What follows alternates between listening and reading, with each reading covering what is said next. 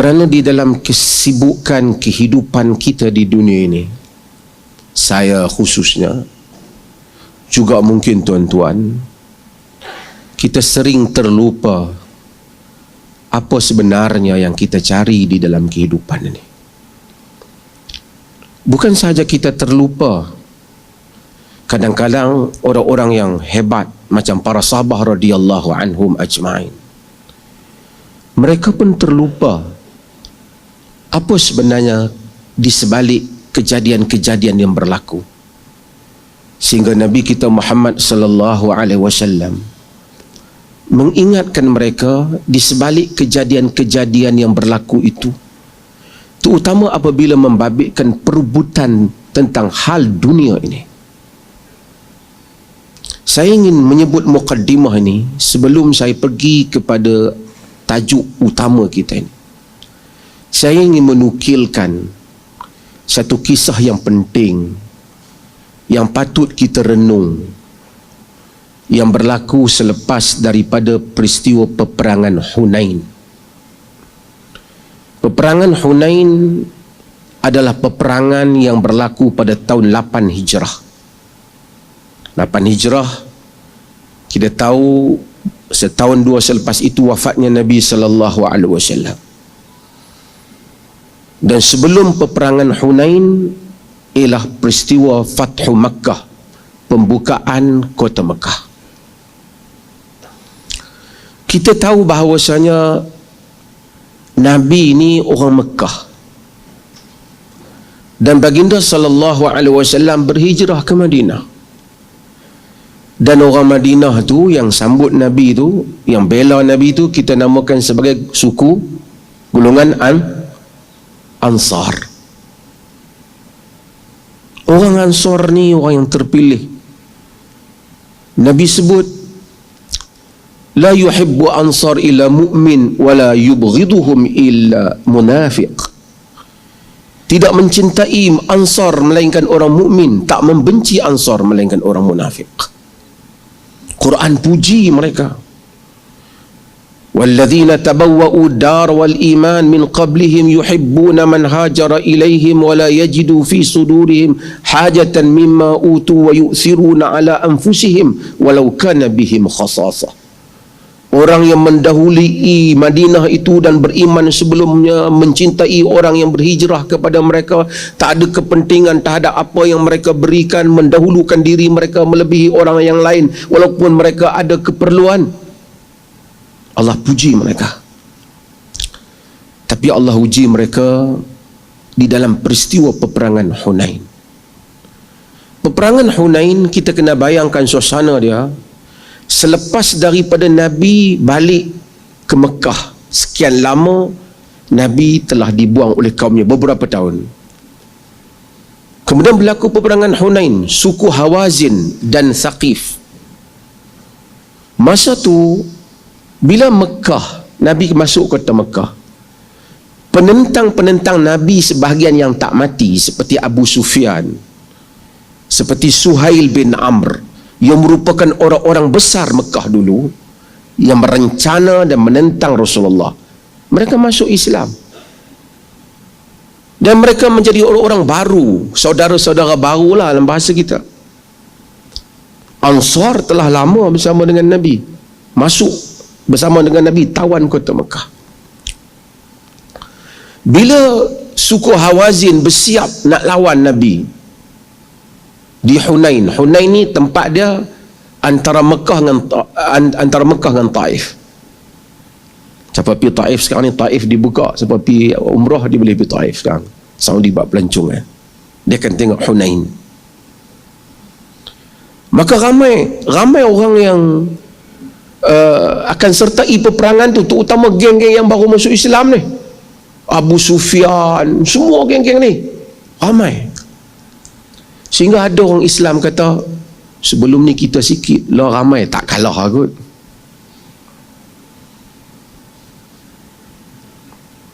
Nabi lantik berapa orang kepala pasukan? Nabi lantik Khalid Al-Walid, Nabi lantik Az-Zubair ibn Awam, Nabi lantik Ali bin Abi Talib.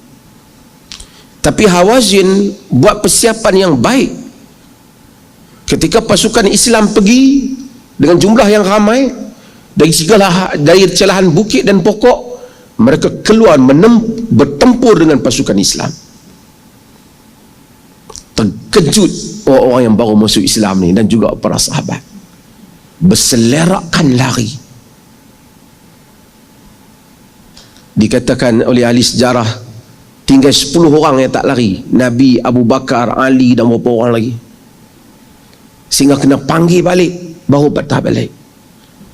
Allah kata, wa yauma hunain iz a'jabatkum kathratukum falan tughni ankum syai'a wa dhaqat 'alaikumul ardu bima rahubat. Pada hari peperangan Hunain, ketika kamu kagum dengan jumlah kamu yang banyak, dia rasa tidak memberi sedikit manfaat pun kepada kamu. Tuhan kata, bumi yang luas menjadi sempit kepada kamu. Tapi akhirnya yang penting menang. Saya bukan nak cerita Hunain tu, saya nak cerita tentang dunia ni.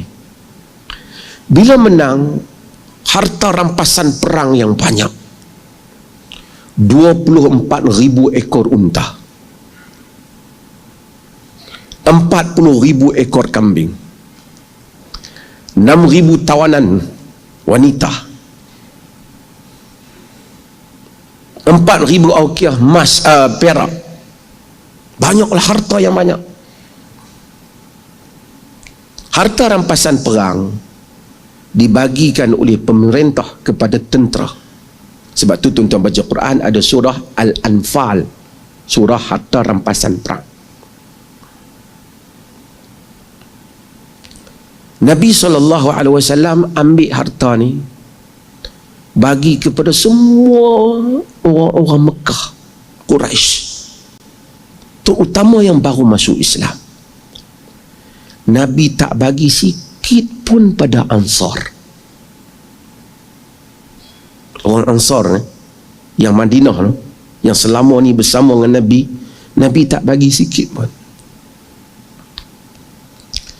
Bila Nabi tak bagi, tuan-tuan tengok ni, padahal dididik oleh Nabi lama, sebahagian cakap, kata, yalah, laqiya Rasulullah qaumahu, yalah, Nabi kan dah jumpa kaum dia balik, Nabi kan dah jumpa family dia balik, Nabi lupalah kita. Ada yang kata pedang-pedang kita yang dibasahi darah orang lain yang dapat habuan.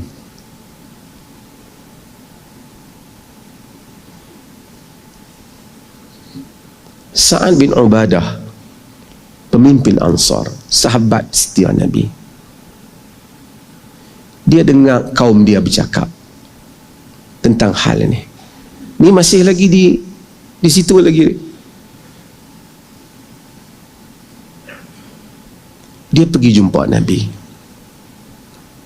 Dia kata, ya Rasulullah, inna hadzal hayy minal ansar qad wajadu alayka fi anfusihim lima sana'ta fi hadzal fay alladhi asabt.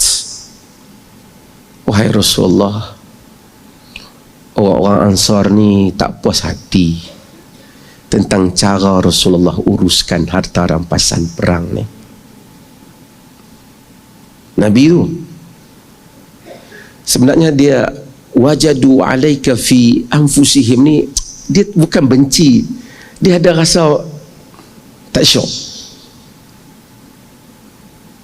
ada rasa, orang utara kata mengkelan, ada rasa sangkut perasaan dia. Tapi dia pun cakap belakang lah, dia pun tak benci Nabi. Macam-macam lepas kata, yalah, Nabi bagi kat adik-beradik dia lah, kita kan orang jauh.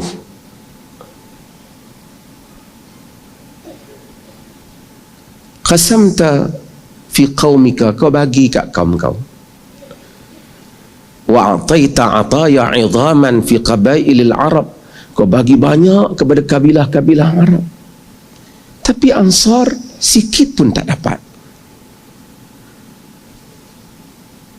Nabi tanya Sa'ad, aina anta min zalika ya Sa'ad? Kau sendiri macam mana Sa'ad? Kau tu sendiri macam mana? Kau sebagai pemimpin Ansar, kau rasa macam mana? Sa'ad jawab kat Nabi, wa ma ana illa mru'un min qaumi. Rasulullah, aku tidak lain melainkan seorang daripada kaumku saja. Maksudnya, macam mana orang Ansar rasa, macam itulah aku rasa. Tu Sa'ad bin Ubadah, tentang harta, tuan-tuan. Nabi kata, ni leader. Nabi kata, Sa'ad, kau kumpulkan di dalam lembah ni orang Ansar saja. Jangan benarkan sesiapa masuk melainkan Ansar. Sa'ad pun himpun semua Ansar yang ada dalam medan, yang terlibat medan perang tu, duduk seramai mungkin. Ada muhajirin minta nak masuk, semua nak masuk dengar ceramah Nabi ke pak. Satu orang pun Nabi tak benarkan, semua keluar. Setelah mereka semua masuk, saya nak harap tuan-tuan dengar apa Nabi kata ni, untuk ingatan diri saya dan tuan-tuan juga. Semua masuk, Nabi berdiri, Nabi bagi satu khutbah, Nabi bagi alhamdulillah, nahmaduhu wa nasta'inuhu, Nabi puji Allah. Nabi kata, ya ma'syarul ansar, ma qalatun balagatni ankum wajidatun wajadtumuha fi anfusikum. Wahai sekalian orang Ansar, cerita apa yang sampai kepadaku ni, perasaan tak puas hati kamu yang ada dalam diri kamu. Ya ma'syaral ansar, wahai sekalian orang Ansar, alam atikum dhulalan fahadakumullahu bi, wa alatan fa'aghnakumullahu bi, wa a'daan fa'allafallahu baina qulubikum. Wahai orang Ansar, tidakkah aku datangi kamu dahulu dalam keadaan kamu sesat, kemudian Allah memberikan petunjuk kepada kamu disebabkan kedatanganku? Tidakkah kamu dahulunya miskin dan Allah memberikan kekayaan disebabkan dengan apa kewujudanku? Dan tidakkah kamu dahulunya bermusuh antara satu sama lain, lalu Allah damaikan di antara jantung hati kamu? Mereka jawab, Allah wa Rasulu aman wa afdal. Allah dan Rasulah kurniaan yang terbaik dan pemberian keafdalan yang terbaik. Nabi kata, ajibuni ayyuhal ansar, jawab aku wahai orang Ansar, jawab. Orang Ansar kata, bimadza nujibuka ya Rasulullah, lillahi amnu, lillahi al-manna wal fadl. Dengan apa kami nak jawabmu wahai Rasulullah? Bagi Allah itulah segala anugerah dan kurniaan. Tuan-tuan dengar Nabi kata apa? Fa wallahi ya ma'syaral ansar, demi Allah wahai orang Ansar, law syi'tum laqultum wala sadaqtum wala sudiqtum. Jika kamu mau, kamu boleh kata macam ni, dan kamu akan benar, dan orang pun akan kata kamu benar. Ji'naka mukazzaban fasadaqnaka. Kamu boleh kata kau itu dulu datang dalam keadaan didustakan, kami yang membenarkan kau. Wa makhzulan fanasarnaka. Kau dahulu itu ditewaskan, dikalahkan, dihina, kami yang menolongmu. Wa taridan fa'awainaka. Kau itu dulu datang dalam keadaan terbuang, kami yang beri kau tempat tinggal. Wa'alatan fa'asainak, kau datang dalam keadaan tidak ada apa-apa, kami yang memberi kepadamu. Kalau kamu mau, kamu boleh kata ke aku macam tu, wahai orang Ansar. Tuan-tuan bayang, Nabi sebut benda tu kat dia orang. Orang suka kata, tak, wahai Rasulullah, tak, wahai Rasulullah. Tuan-tuan dengar, saya nak hak ni, apa sambung ucapan Nabi? Ya ma'syaral Ansar, awajadtumu alayya fi anfusikum fi lu'atin minad dunya ta'allaftu biha qauman liyuslimu wa wakaltukum ila islamikum. Wahai sekalian orang Ansar, kamu tak puas hati kepadaku disebabkan daki dunia yang aku berikan kepada satu kaum supaya mereka itu lebih kuat Islam mereka, sedangkan aku serahkan Islam kamu kepada diri kamu. Maksudnya aku bagi harta tu sebagai aku nak bagi semangat pada mereka terus sokong Islam. Aku tak bagi pada kamu kerana kamu tak perlukan itu untuk sokong Islam. Awajadtum alayya fi anfusikum fi lu'atin minad dunya, kamu tak puas hati disebabkan daki dunia yang aku berikan kepada satu kaum supaya mereka itu lunak hati mereka. Aku tak beri kepada kamu sebab aku serahkan Islam kamu kepada diri kamu. Ya ma'syaral Ansar, wahai sekalian orang Ansar, atardawna an yadhhaban nas bisyatin wa ba'ir wa tarji'una bi rasulillahi ila rihalikum. Tuan-tuan dengar, Nabi kata, wahai sekalian orang Ansar, kamu tak redakah orang semua pulang membawa kambing dan unta, kamu pulang membawa Rasulullah ke tempat tinggal kamu? Maksudnya, aku tak akan ikut orang Mekah, aku akan balik ke Madinah. Aku bagi kat mereka kambing, aku bagi kepada mereka unta, tapi aku bagi kepada kamu diriku. Aku akan balik ke Madinah. Atardawna an yadhhaban nas bisyah wal ba'ir afala tardawna an yadhhaban nas bisyah wa ba'ir. Takkah kamu redha orang balik bawa kambing, bawa unta? Wa tarji'una bi rasulillahi ila rihalikum, kamu balik bawa Rasulullah ke tempat tinggal kamu. Orang Ansar menangis. Nabi kata, fawalladhi nafsu Muhammadin biyadih, demi yang nyawa Muhammad berada di tangannya, lama tanqalibuna bihi khairun mimma yanqalibuna bihi, apa yang akan kamu bawa balik nanti ke rumah kamu lebih baik daripada apa yang mereka bawa balik. Kambing dan unta yang aku bagi diriku kepada kamu. Laulal hijratu lakuntum ra'an min Ansar, kalau tidaklah kerana hijrah, aku salah seorang daripada Ansar. Lau salakan nasu sya'ban wa salakatil ansar sya'ban la salaktu sya'bal Ansar. Kalau orang berjalan satu lorong, Ansar berjalan satu lorong yang lain, aku akan berjalan di lorong Ansar, kata Nabi. Al-Ansaru syi'ar wan nasu dithar, Ansar itu adalah pakaian dalam, sedangkan orang ramai hanyalah pakaian luar. Kemudian Nabi kata, Allahumma arham Ansar wa abna'ul Ansar wa abna'u abna'il Ansar wa abna'u abna'il Ansar.